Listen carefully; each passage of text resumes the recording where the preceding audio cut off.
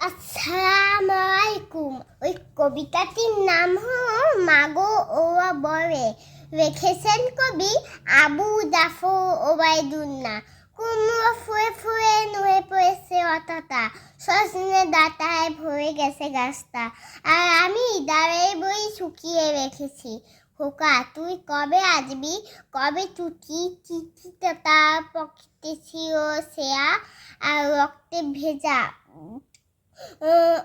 ও বলে সবার কথা কেড়ে নেবে, তোমার কোলে শুয়ে গল্প শুনতে দেবে না।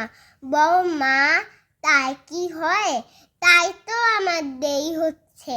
তোমার জন্য কথা ঝুড়ি নিয়ে তবেই না বাড়ি ফিরব। লক্ষ্মী মা রাগ করে না, মাত্র তো আর কটা দিন। পাগল ছেলে মা পরেই আর হাসে, তোর উপর রাগ করতে পারি নাকি এচিয়ে করতে উঁকি ধানে মুখি ভাজে এটা সেটা আও কত কি।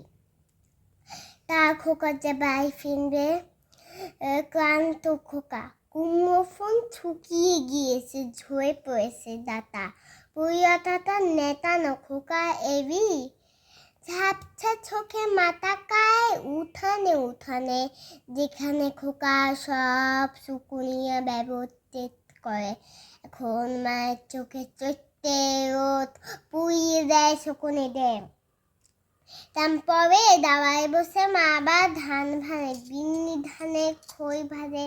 খোকাটা কখন আসে কখন আসে, এখন মায়ের চোখে শিশি ভোর ফেনে ভেতে বয়েছে। Bye bye. আমার কবিতাটি যদি ভালো লাগে সাবস্ক্রাইব করো, কমেন্ট করে দিও। Bye bye.